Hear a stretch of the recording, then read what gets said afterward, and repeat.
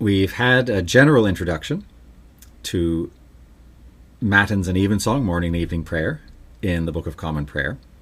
Look at the historical background and contents, the structure, the theological implication of that structure, at least as I see it, and also at some of the objections raised to it and that had to be answered by theologians like Richard Hooker and F.D. Morris. I want us now to turn to some of the specific content of daily prayer. This week we're looking at the Psalms and Canticles at Mattins and Evensong. Next week we'll be looking at the lessons that are read, the principle of ordered reading of Scripture as embodied in Mattins and Evensong. And then the week after that, we'll look at the intercessory prayers and the various forms of them. It may seem slightly odd that we're spending 3 weeks on these liturgies, whereas nothing else, if the Holy Communion is only going to get 2 weeks, as I explained at the beginning of the lecture on the lecture introducing Mattins and Evensong. This was the principal liturgical diet of Anglicans for several centuries. And it's the portion of the liturgy about which theologians and critics of the liturgy have the most to say, usually. So that most of the first volume of sermons by F.D. Morris, for example, on the Book of Common Prayer, is taken up with morning and evening prayer in its various components. And we're not going to be looking at everything that he has to say or all of these components. So this week we're going to have a look at the Psalms and Canticles. I described in the previous lecture the general medieval pattern of the 8 offices: nocturnes, lauds, prime, terce, sext, none, vespers, compline. In the medieval liturgy, at least in principle, all 150 biblical psalms were recited every week in the course of the 8 offices spread through the 7 days of the week. And this is a table that tries to break down for you in a convenient form how that was done. You'll see that nocturnes, the midnight office, bears the heaviest load. And you'll see that vespers, the evening office, the sundown office, also has quite a lot of weight to carry. At morning prayer, what we find are several psalms that are repeated. So, by the way, in this table, the numbering of the psalms is that of the Latin Vulgate, which for most of the Psalter is one step out from the Hebrew numbering that we're familiar with from English Bibles. So Psalm 50 in the Vulgate is 51, the great penitential psalm in the Hebrew numbering. So on Sundays outside of Lent, you get Psalm 92, which is cheerful, but then every other day you open lauds with penitential psalm. Then you get a proper psalm for each day, and these all have something to do with the morning. And then you get 2 psalms, 62 and 66, which are sung together as if they were one psalm. Very cheerful again. Then you get a canticle, which is to say a poem. These are the lesser canticles, so-called. It's a poem from the Old Testament that's not in the Psalms. So the Benedicite we've already met as that's the song of Shadrach, Meshach, and Abednego after they're delivered from the fiery furnace. Then there are these other songs from the Old Testament that are sung. Then you get Psalms 148, 149, 150 all together as if they are one psalm. And this is where the office of lauds gets its name, because the 148 and 150 begin laudate, the praises, praise the Lord, all ye nations. Then we'll get another canticle, the Benedictus, which we've met already, which is said every day. At Vespers, the Psalms are just gone through more or less numerically in the kind of back 9, if you like, if the Psalter were a golf course. And then the Magnificat is its canticle. At the Little Hours, apart from Prime, which has some extra psalms that are added on Sundays, at the Little Hours, the psalms are the same every day. They don't change. And what you'll notice is that Psalm 118, or 119 in the Hebrew numbering, is gone through across prime, terce, sext, and none every day. That's the longest psalm in the Bible. It's divided into 22 sections, one for each letter of the Hebrew alphabet, and every verse has something to say about the laws of God. This was in the Middle Ages, the clergy and the monks knew the Psalms by heart. It's something they memorized as children so they could learn Latin. And even when they were not in church, monks and mystics and so on would be reciting the Psalms continually as a form of prayer just from memory. That's very much a monastic inheritance. And then at Compline, we have this canticle, Nunc Dimittis. At Prime, I didn't put down here, the Athanasian Creed is treated as a canticle as well. Like a canticle, it ends with Glory be to the Father and to the Son, and so on. Now, what you'll basically notice is that in the medieval pattern, at nocturnes, it's basically Psalms 1 through 108 or 109 in the Hebrew numbering, and then at Vespers, 109 or 110 in the Hebrew numbering, all the way through to 147. And you can imagine a time when it was just those two cycles, as it might be for monks who only had their two main offices of prayer when they would gather. So you got through Psalms 1 to 108 at the night office in the course of the week, and you got through 109 to 150 at Vespers in the course of the week. The way that we have this pattern, which comes ultimately from monasteries in Rome that served the great basilicas in the early Middle Ages, the pattern that we've got at the end of the Middle Ages arises from taking any of the psalms that were sung at the little hours or at lauds or at Compline and taking them out of the big numerical cycles. So you see that on Sunday you go 1, 2, 3, skip 4 and 5, straight to 6, because Psalm 4 is sung at Compline and Psalm 5 is sung at lauds on Monday. And so if you take out anything that is used somewhere else, then it breaks down so that you get, on the weekdays, 12 psalms at nocturnes every day, and 5 psalms at vespers every day. On Sunday, you get 12 psalms in the first nocturne, 3 in the second nocturne, 3 in the third nocturne, so that you get 18 psalms in all on a Sunday. You can imagine, we have no evidence documenting this, but it seems that the pattern was on Sunday, originally there were 36 psalms and then 12 every day, and then 6 psalms every night at Vespers, and then you would go through everything just at those two offices. It's a lot of psalmody. But as I mentioned in an earlier lecture, by the end of the Middle Ages, there were so many feast days that had special psalms, and especially the psalms of Sunday lauds got repeated again and again and again, and the psalms of Sunday Vespers got repeated again and again and again. So many psalms were just left out, never said, because of the calendar. And that's why in the 1549 prayer book, suddenly everything was radically simplified. Archbishop Cranmer devised, instead of a 1-week cycle, a 1-month cycle, and it's just laid out in numbers here.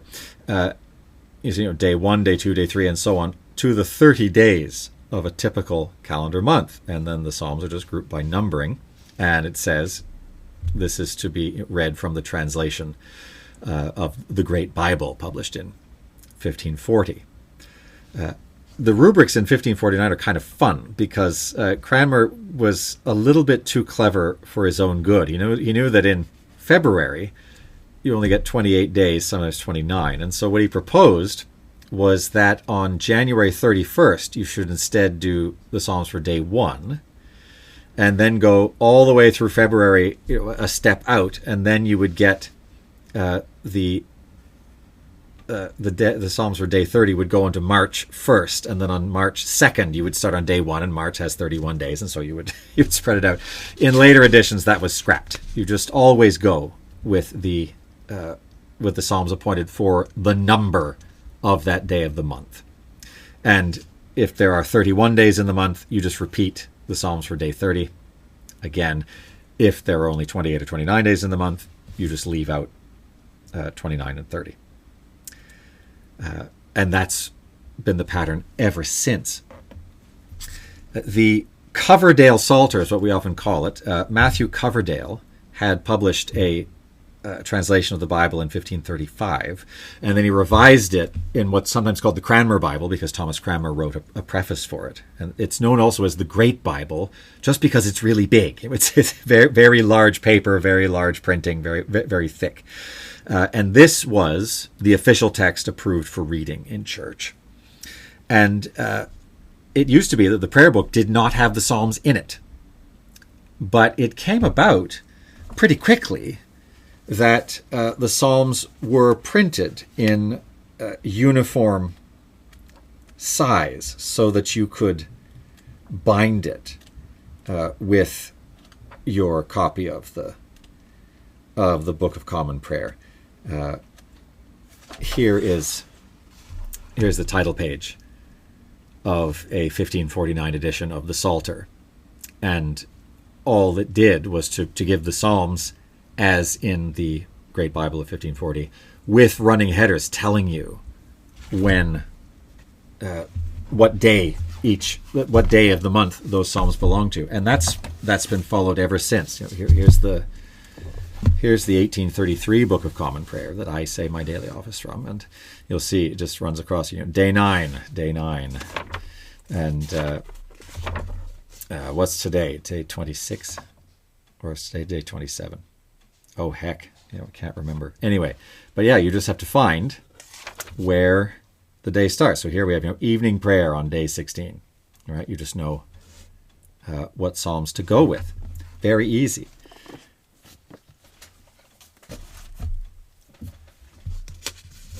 Eventually, in 1662, all the other readings in the Book of Common Prayer were replaced with the so-called Authorized Version, or the King James Version of 1611, except for the Psalms.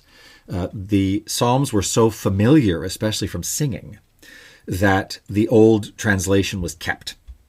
And if you have done any liturgical singing, you will know how much nicer it is to sing Psalm 23 in Coverdale's version, "The Lord is my shepherd, therefore can I lack nothing," as opposed to the King James one, "The Lord is my shepherd, I shall not want." Not enough syllables. It's just too hard to sing. If you're interested in studying the prayer book Psalter, there's a really essential book. Ernest Clapton edits it, called Our Prayer Book Psalter, and it has Coverdale's 1535 version and his 1539 to 41 version side by side, and showing not just the texts, but also what Hebrew, Latin, German sources he was drawing on, because just between you and me, Coverdale couldn't read Hebrew, at least not very well. One of the things we'll find complained about among the Puritans is that the Psalms are sung, and this is something that I'm not well equipped here to demonstrate to you, certainly not to my satisfaction, because as I mentioned before, I cut my teeth as a church musician. I didn't just cut my teeth. I suppose I had my finishing school for church music was as a choral scholar at King's College, Cambridge, singing Evensong every day, and for several years. And the Psalms were a big part of our diet. And I wish I could give you loads of recordings and things so you'd hear this musical culture. But it does go right back to 1550 when this book was published, the Book of Common Prayer, noted by John Marbeck, who was a skilled composer of that period. Not a lot of his stuff has survived except for this book. And if you're a cradle Anglican or you've been in the Anglican Church a while, you know some of these settings. You see here's the Te Deum. We praise thee, O God. We acknowledge thee to be the Lord. All the earth doth worship thee, the Father everlasting. I can just go up by memory. Some of the words have changed. It used to be, we knowledge thee to be the Lord. Now we had to add an acknowledge thee. For the Psalms, Marbeck just used a really, really stripped down Gregorian psalm tone. So here is how he sets the first psalm at Mattins daily, the Venite, Psalm 95. Oh, come, let us sing unto the Lord. Let us heartily rejoice in the strength of our salvation. I didn't do that right. Vacation. There we are. As simple as it could possibly be. For the canticles, here's my copy of a facsimile of Marbeck. This was the first gift I ever received from my future wife. She picked it up at a used bookstall. She couldn't have picked anything better. For example, in the Canticles, we get a different one of the Gregorian tones. Blessed be the Lord God of Israel, for he hath visited and redeemed his people, and hath lifted up a horn of salvation to us in the house of his servant David. Now notice these differences of note length. A colleague of mine who used to be here in Toronto, Hyuna Kim, she wrote a whole book about John Marbeck's Renaissance Platonist ideas of music and text. It's just fascinating. They were trying to follow the quantitative metrical properties of Greek and Latin poetry with English. It's just really something. Anyway, so there's fancier stuff in here. The whole communion service is set. There was never a second edition published of that book. And it's thought that a new prayer book came out, and then there was no adaptation of this book to go with the 1552 prayer book. Nevertheless, the habits of chanting the Psalms developed considerably. And I've just given you a couple of examples here. Well, this is just one example of the 4-part chants that were used in the Chapel Royal to sing the Psalms around the year 1664. In most parish churches, you didn't have a whole lot of singing of morning and evening prayer themselves. Instead, there was an injunction from Queen Elizabeth and her commissioners in matters ecclesiastical that said, for such as delight in music, it would be permissible to have a metrical psalm sung before service and after service. And this is a tradition that comes out of Geneva and the Reformed Church. These are not hymns. These are the psalms done into English poetry.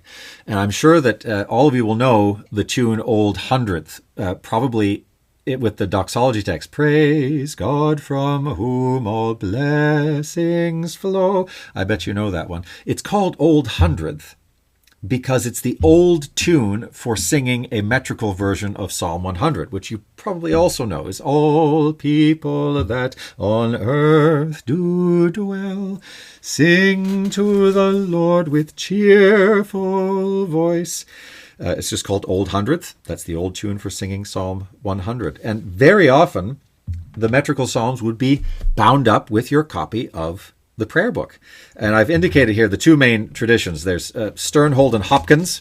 Sternhold, his work came out in 1547 and was variously updated until 1563. But then they were displaced by Tate and Brady.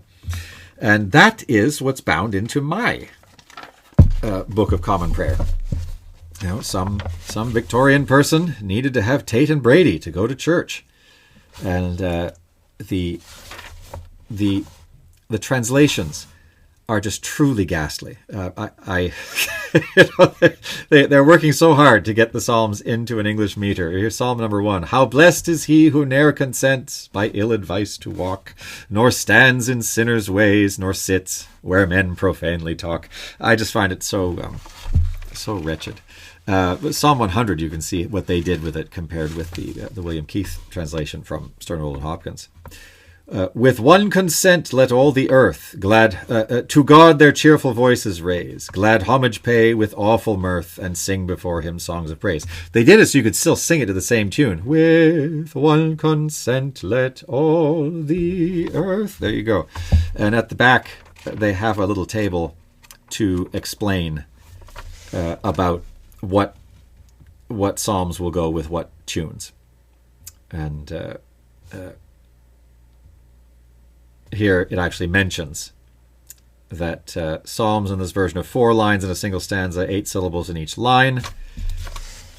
If psalms of praise or cheerfulness, that's to say not the penitential miserable psalms, may properly be sung as the Old 100th Psalm, or to the tune of the Old 125th Psalm, 2nd meter. Right, so these are the penitential and mournful songs in the same measure be sung as the Old 51st.